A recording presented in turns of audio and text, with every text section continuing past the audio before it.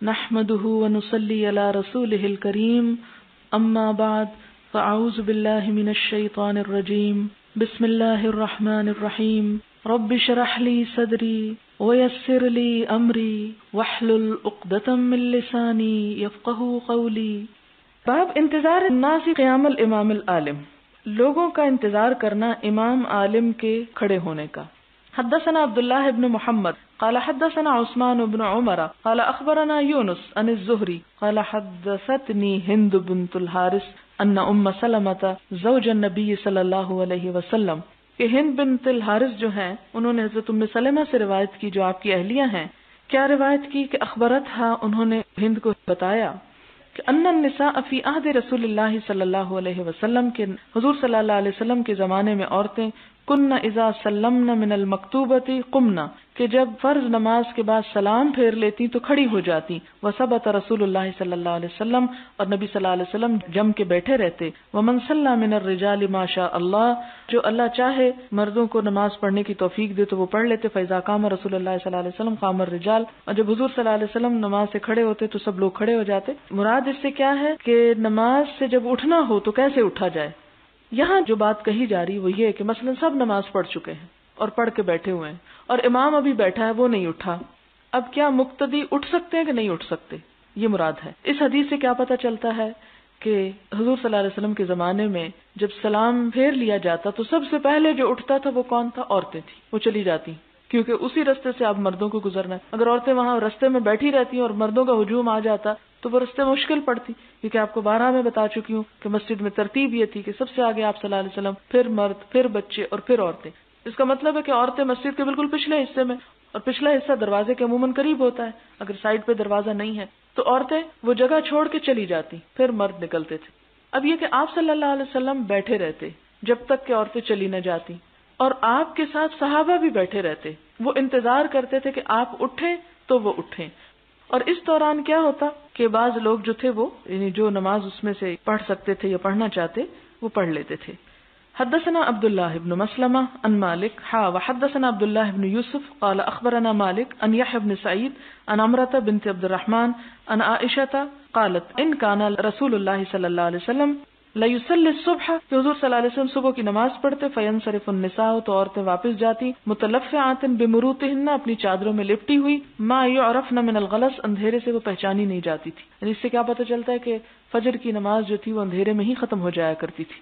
ایک اندھیرا ہمارے ہاں رات کا اندھیرا ہوتا ہے، اس وقت نکلنا نسبتاً آسان ہوتا ہے، لیکن صبح سویرے اگر کوئی گھر سے عورت نکل رہی ہے تو ذرا تصور میں لائیں، اگر آپ میں سے کوئی عورت آج کے دور میں خواہ مسجد اس کے گھر کے قریب ہی کیوں نہ ہو، اگر سوچے بھی نکلنے کا تو گھر میں سے محلے میں سے کوئی بھی پسند نہ کرے۔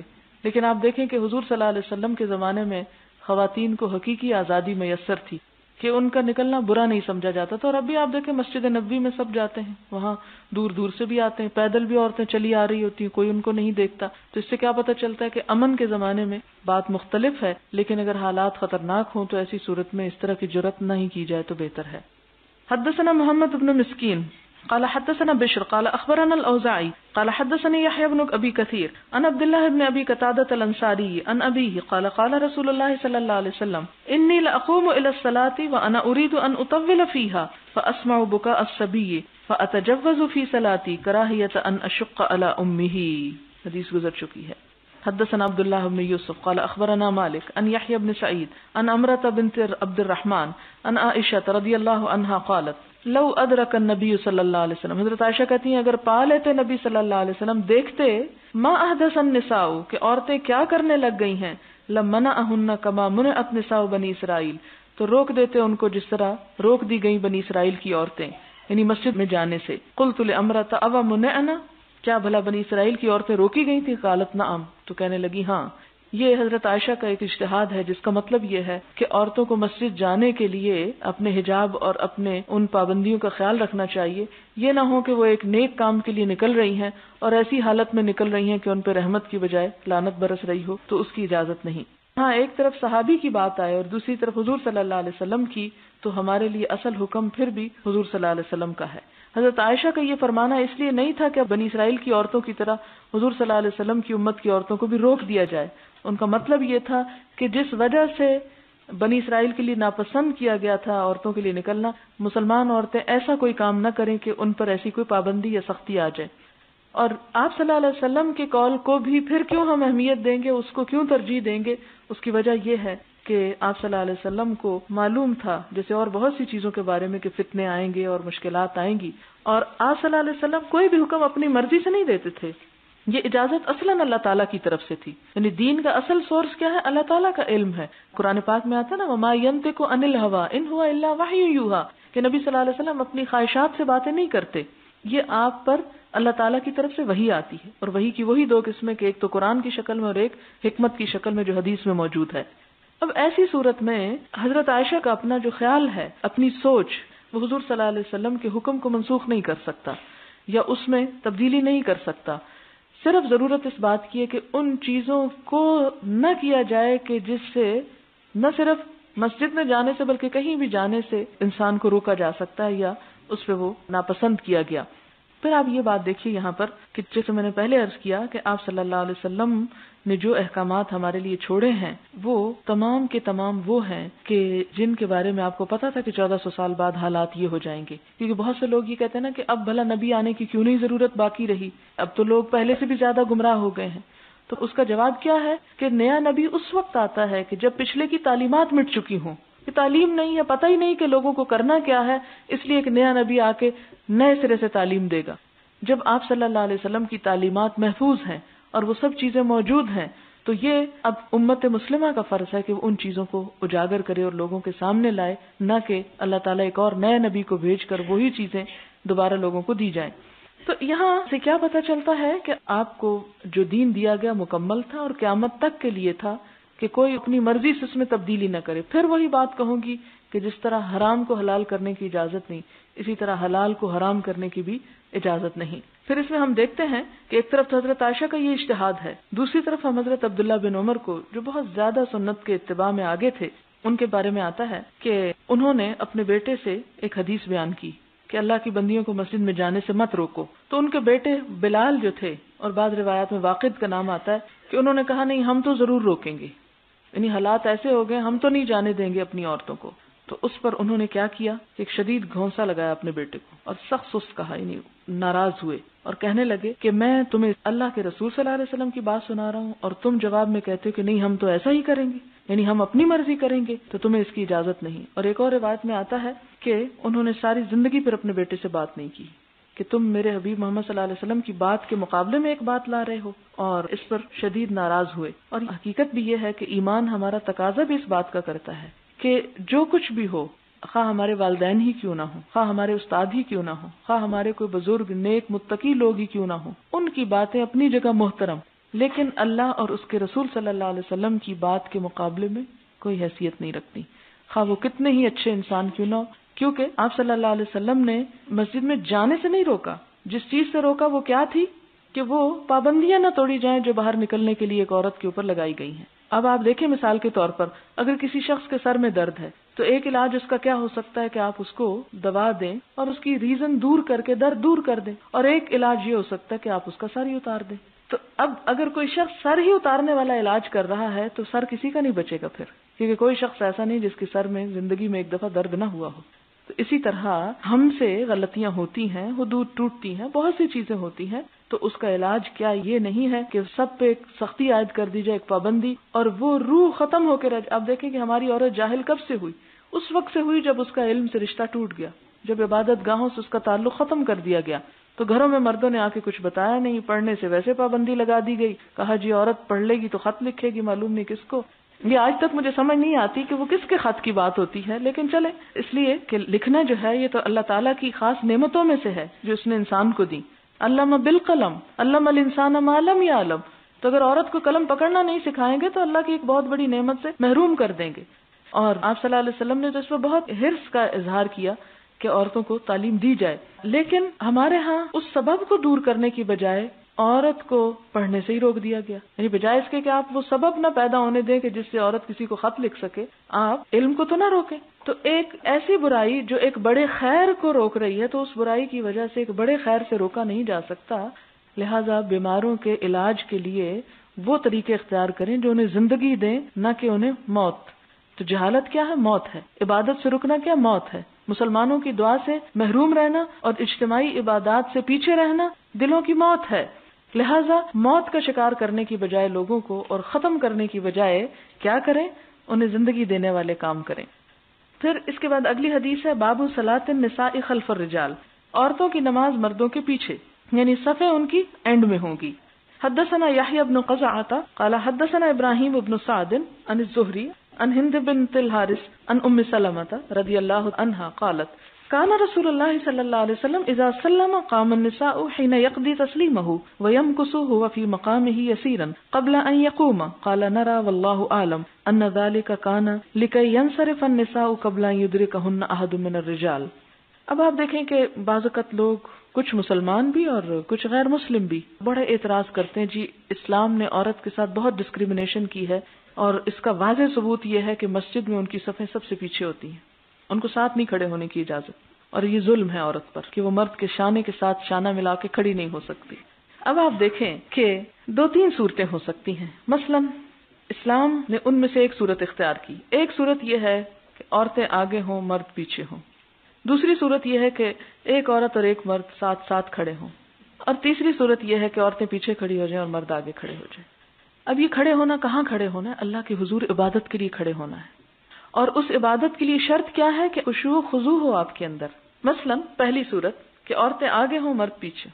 کتنی عورتیں ہوں گی کہ جو آگے کھڑے ہو کے مردوں کے کانشیس نہ رہیں کہ پیچھے سے ہم کہیں نظر نہ آ جائیں یا دیکھا نہ جائے. یعنی ایک خاص سی فیلنگ ہوتی ہے اگر کہیں بھی ایسا موقع آئے کہ ہم آگے بیٹھے. مثلا آپ دیکھیں گاڑی میں ہی اگر آپ آگے بیٹھے ہیں اور ڈرائیور یا مرد پیچھے بیٹھے ہیں تو ایک خاص کچ کچ سی ہوتی رہتی ہے، ایک خاص فیلنگ ہوتی ہے کہ حالانکہ پیچھے سے سیٹ بھی ہے، آپ کا کپڑا بھی ہے، لیکن پھر بھی وہ فیلنگ نہیں ہوتی کہ جیسے پیچھے بیٹھ کے آپ آزاد محسوس کرتے ہیں کہ جو چاہیں کریں، کہ ان کا دھیان آگے کو ہے.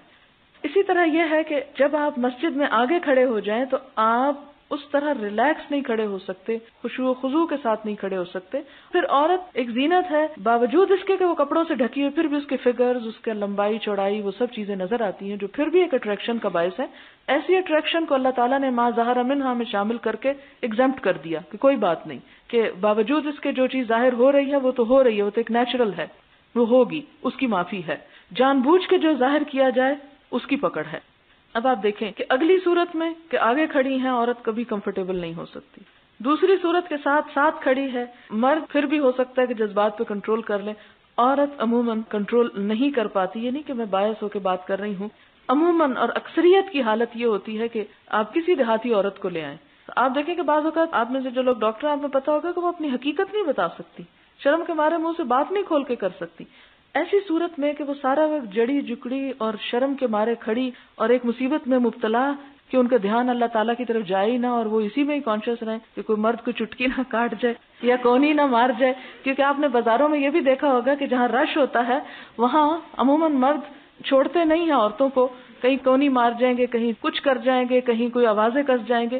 ایک چیز ہے، ٹھیک ہے، وہ ان کے اندر بھی ایک ایسا مادہ ہے کہ جس سے وہ بھی مجبور ہیں ایسے حرکتیں کرنے سے. تو اب وہ ختم تو نہیں کیا جا سکتا، پھر وہ سر کاٹنے والی بات ہو جائے گی کہ ان کو خسی کر دیں آپ اور ان کے جذبات ختم کر دیں، وہ پاسبل نہیں. تو اللہ تعالیٰ نے دونوں کو اپنے اپنی فیلنگ، جذبات کا حسن بھی دیا اور صرف لائن کھینچ دی کہ آپ اس طرف رہو، آپ اس طرف رہو، تاکہ آپ اس جذبات سے فائدہ تو اٹھاؤ لیکن نقصان نہ اٹھاؤ. کیونکہ وہ چیز انسان کے لیے باعث تسکین بھی ہے، باعث سرور بھی ہے، تو اس سرور سے انسان کو محروم نہیں کیا. اللہ تعالیٰ چاہتے تو یہ بھی کر سکتے تھے کہ ہمیں مٹی کے تودے پیدا کر دیتے کہ ہمارے اندر کوئی جذبات اور احساسات نہ ہوتے اور ہم آسانی سے گھوم پھر سکتے. نہیں، آپ دیکھیں کہ جب ان کے درمیان فاصلہ رکھا جاتا تو یہ جذبات تازہ رہتے ہیں اور زیادہ اٹریکٹیو رہتے ہیں. جب وہ فاصلے ختم ہو جاتے ہیں تو وہ جذبات ختم ہو جاتے ہیں. آج ویسٹ اپنی اس تسکین کے لیے، یعنی جنسی تسکین کے لیے کیا کیا طریقے الٹے سیدھے ڈھونڈ رہے ہیں کہ وہ کہیں پہ بھی وہ جا کے حد بن نہیں رہی اور ایک کے بعد ایک اب عورت تو کوئی چیز ہی نہیں رہی ان کے آگے، اس کے اندر تو ان کے لیے کوئی اٹریکشن ہی نہیں رہی. اب وہ ہومو سیکشولیٹی کا دور ہے، پھر وہ ختم ہوگی تو جانوروں سے اور دوسرے تیسرے طرح طرح کے ذرائع سے. یہ ساری آفت کیوں آئی ہوئی ہے انسانیت پر؟ کہ اس لیے کہ وہ جو اللہ تعالیٰ نے ایک حد رکھ کے حسن پیدا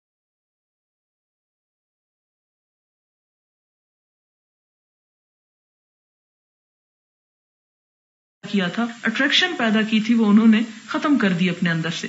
اور تیسری صورت یہ ہے مسجد میں کہ عورتیں پیچھے کھڑی ہو جائیں. کیونکہ آپ دیکھیں کہ عورت مرد کی طرف کم مائل ہوتی ہے بنسبت اس کے کہ مرد عورت کی طرف جلدی مائل ہو جاتا ہے. تو عورتیں اگر پیچھے کھڑے ہو کے ان کو دیکھ بھی رہی ہیں تو وہ نسبتاً زیادہ کنٹرول رکھتی ہیں اپنے جذبات پر مردوں کی نسبت، یعنی اس معاملے میں کہ آگے جلدی نہیں بڑھتی. تو اس میں یہ ہے کہ ایسی صورت میں ان کے لیے زیادہ کنوینئنٹ ہے، زیادہ کمفرٹیبل، زیادہ خشوع و خضوع کی حالت ہے کہ وہ پیچھے ہی نماز پڑھیں اور اس کے بعد چلی جائیں. اس کے بعد آگے کیا آتا ہے؟ حدثنا ابو نعیم قال حدثنا ابن عیینہ عن اسحاق عن انس رضی اللہ عنہ قال صلی النبی صلی اللہ علیہ وسلم فی بیت ام سلیم، کہ حضور صلی اللہ علیہ وسلم نے حضرت ام سلیم کے گھر میں نماز پڑھی.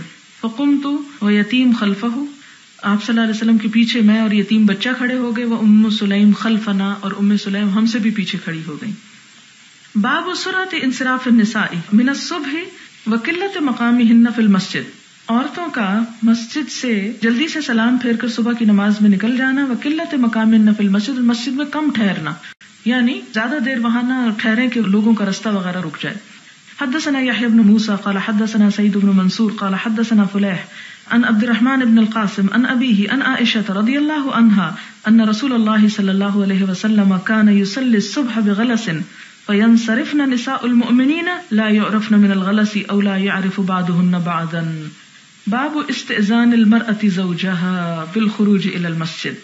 استئذان اجازت مانگنا، المرأة عورت کا، زوجها اپنے شوہر سے، بالخروج نکلنے کے لیے، الی المسجد مسجد کی طرف، یعنی مسجد جانے کے لیے بھی عورت اپنے شوہر سے پوچھ لے. اور دوسری طرف شوہر کو کیا کہا گیا؟ اجازت دینی ہوگی. اور ادھر پھر پوچھنے کا کیا تکلف ہے اگر اس نے اجازت ہی دینی ہے؟ یہ کہ اعتماد بحال رہے اور پتہ ہو شوہر کو کہ کہاں گئی ہے، کیونکہ اگر اس کو یہ ہو کہ پتہ نہیں کہاں چلی گئی تو یہ چیز مشکل میں ڈال دے گی. حدثنا مسدد قال حدثنا يزيد بن زريع عن معمر عن الزهري عن سالم بن عبد الله عن أبيه عن النبي صلى الله عليه وسلم اذا استأذنت امرأة احدكم فلا يمنعها. آپ صلی اللہ علیہ وسلم نے فرمایا جب اجازت مانگے کوئی عورت تم میں سے کسی ایک سے تو وہ اس کو نہ روکے، اسے منع نہ کرے. لیکن پھر بات یہ کہ ہمارے شوہر یہ حدیث پڑھیں تو اس میں آپ دیکھیں کہ حضرت عمر رضی اللہ تعالیٰ عنہ کے بارے میں آتا ہے کہ وہ بالکل پسند نہیں کرتے تھے کہ ان کی بیوی مسجد جائے، لیکن روکتے بھی نہیں تھے، باوجود اس کے کہ ان کا بس چلتا تو کبھی نہ جانے دیتے. لیکن کیوں نہیں روکتے تھے؟ حضور نے منع کیا ہے کہ مت روکو. تو اس سے آپ اندازہ لگائیں کہ صحابہ کرام اپنے جذبات اور خواہشات پہ کس حد تک کنٹرول رکھتے تھے اس معاملے میں کہ آپ کی بات کے آگے ہماری بات نہیں ہے، ہم یہ نہیں کریں گے. اور اس لیے باوجود یہ نہ چاہنے کے پھر بھی جانے دیتے تھے. آپ دیکھیں کہ حضور صلی اللہ علیہ وسلم نے عورتوں کو کیسے بچایا ہے. وہ ایک جگہ پر آتا ہے نا کہ وہ حضرت ابو بکر آگے اور حضور حضرت عائشہ دونوں آپس میں کچھ جھگڑا ہو رہا تھا، اور حضرت ابو بکر آئے تو آگے بڑھے کہ بیٹی کو لگائیں ایک، تو حضور آڑ میں آ گئے. حالانکہ حضرت عائشہ زور سے بول رہی تھی اور ناراض ہو رہی تھی، لیکن حضور صلی اللہ علیہ وسلم نے اس ناراضگی کا ازالہ کیسے کیا کہ حضرت ابو بکر کی مار سے ان کو بچا لیا. تو پھر آپ ان کی طرف منہ کر کے کرتے ہیں کہ دیکھو کیسے بچایا تمہیں. یہ ہے کہ آپ صلی اللہ علیہ وسلم نے عورتوں پر حقیقت میں جو شفقت کی ہے اور جو ان کے جذبات اور احساسات کا خیال رکھا ہے وہ دنیا کے کسی اور مذہب میں آپ کو نہیں ملے گا. اس لیے مسلمان عورت کو حقوق حاصل کرنے کے لیے کسی غیر مسلم کے پیچھے جانے کی ضرورت ہی نہیں ہے اگر وہ اپنے دین کو ہی پہلے پڑھ لیں. ہمارے ہاں مشکل اس وقت ہوتی ہے، پریشانی ہمیں جب ہوتی ہے جب ہمیں اپنا دین معلوم نہیں ہوتا اور ہم صرف نعروں پہ اور جو دنیا میں نئی چیز نظر آتی ہے اس کو اپنا منزل اور مقصود بنا لیتے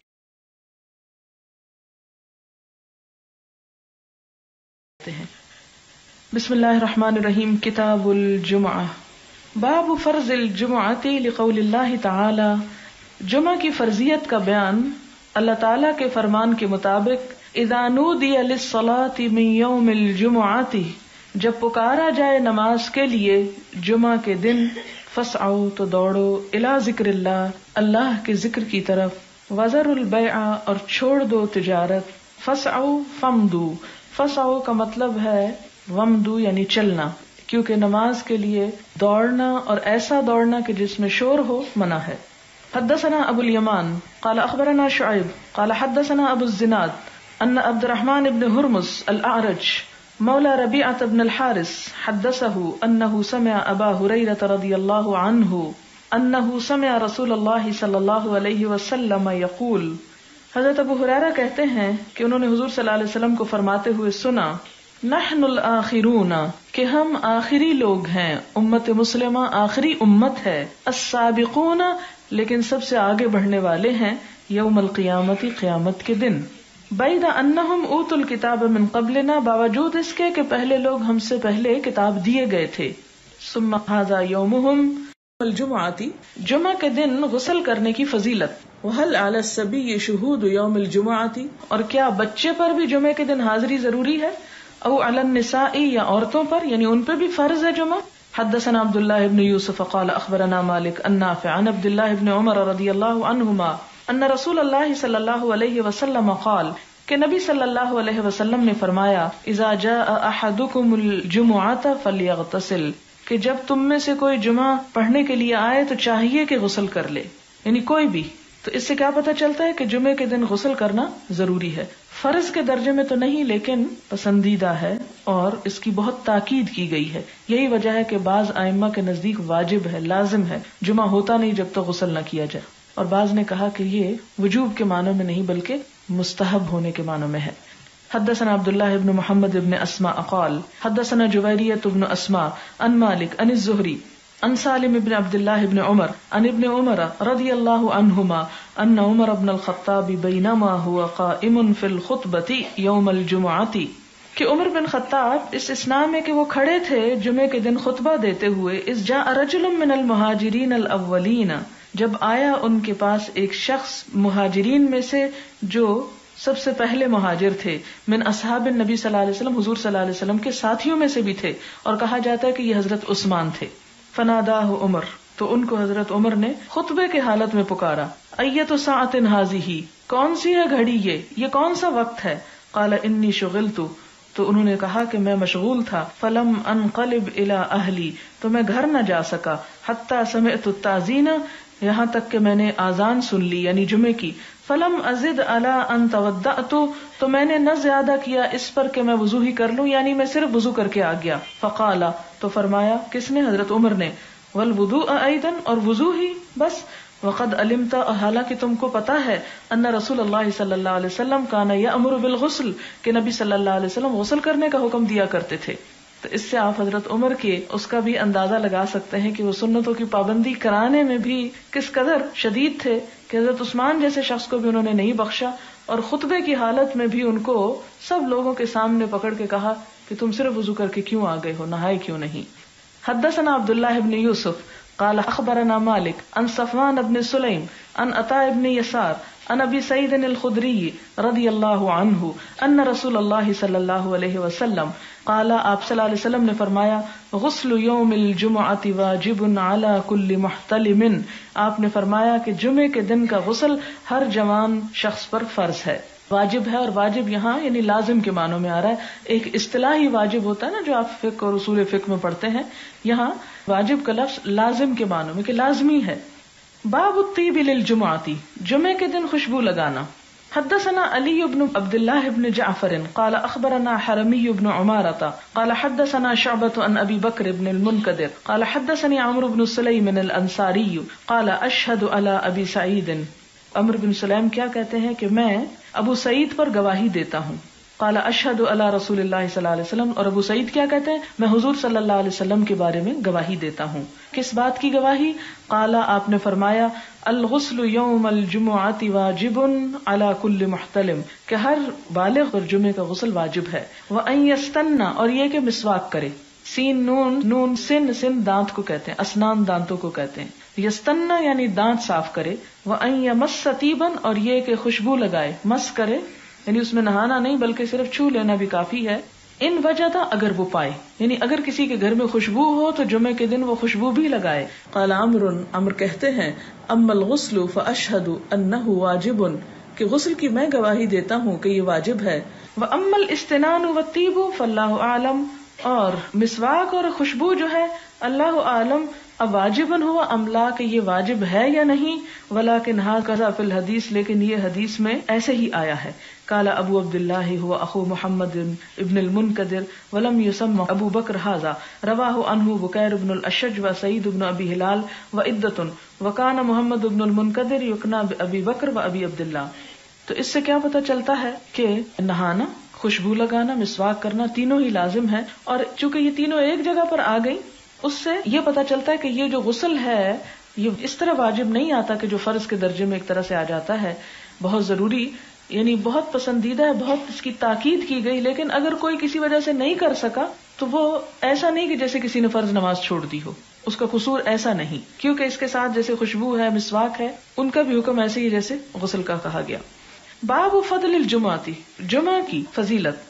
حدثنا عبداللہ بن یوسف قال اخبرنا مالک عن سمی مولى ابی بکر بن عبد الرحمن عن ابی صالح السمان عن ابی ہریرہ رضی اللہ عنہ ان رسول اللہ صلی اللہ علیہ وسلم قال من اغتسل یوم الجمعۃ غسل الجنابۃ، جس نے غسل کیا جمعہ کے دن ایسا غسل جیسے جنابت کا غسل کیا جاتا ہے، یعنی پوری طرح جسم کو دھویا، ثم راح، پھر گیا، فکأنما قرب بدنۃ، تو گویا اس نے قربانی کی ایک اونٹ کی، ومن راح فی الساعۃ الثانیہ، اور جو دوسرے نمبر پہ گیا، فکأنما قرب بقرۃ، گویا اس نے گائے کی قربانی کی، ومن راح فی الساعۃ الثالثہ، اور جو تیسرے نمبر پہ گیا یا تیسری گھڑی میں گیا، فکأنما قرب قبشا اقرن، تو اس نے سینگوں والا ایک مینڈھا قربان کیا، ومن راح فی الساعۃ الرابعہ، اور جو چوتھے نمبر پہ گیا، فکأنما قرب دجاجۃ، تو گویا اس نے ایک مرغی ذبح کی، ومن راح فی الساعۃ الخامسہ، اور جو نمبر 5 گیا، فکأنما قرب بیضۃ، تو گویا اس نے ایک انڈا قربان کیا، فاذا خرج الامام، اور جب امام نکل آتا ہے یعنی خطبہ دینے کے لیے، حضرت الملائکہ، تو ملائکہ حاضر ہو جاتے ہیں، یستمعون الذکر، وہ بھی محفل میں وہ ذکر سننے لگتے ہیں، یعنی پھر وہ نمبر لگنے بند ہو جاتے ہیں اور سب خطبہ سننے میں مشغول ہو جاتے ہیں۔ باب حدثنا ابو نعیم قال حدثنا شیبان عن یحیی عن ابی سلمہ عن ابی ہریرہ ان عمر رضی اللہ عنہ بینما هو یخطب یوم الجمعۃ، کہ ابو ہریرہ جو تھے وہ کہتے ہیں کہ اس دوران کے حضرت عمر جمعے کا خطبہ دے رہے تھے، اس دخل رجل، کے ایک شخص آیا، اور یہ حضرت عثمان ہی کی طرف اشارہ، فقال عمر، تو حضرت عمر کہتے ہیں لما تحتبسون عن الصلاۃ، تم لوگ نماز سے کیوں رک جاتے، دیر سے کیوں آتے ہو؟ فقال الرجل، تو اس شخص نے کہا ما ہوا الا سمعت النداء، کہ میں نے صرف آذان سنی، فتودعت، تو میں نے وضو کر لیا، فقال الم تسمع النبی صلی اللہ علیہ وسلم، تو کہتے ہیں کہ کیا تم نے نبی صلی اللہ علیہ وسلم کی یہ بات نہیں سن رکھی، یقول، کہ آپ فرماتے تھے اذا راح احدکم الى الجمعۃ فلیغتسل، کہ جب تم میں سے کوئی جمعہ پڑھنے کو جائے تو غسل کر کے جائے۔ یعنی اس میں آپ دیکھیں کہ یہ حضرت عمر کی خفگی جو تھی وہ کس بات پر تھی، ایک دیر سے آنے پر اور دوسرا غسل نہ کرنے پر۔ اس سے جمعے کے دن غسل کی اہمیت ثابت ہوتی۔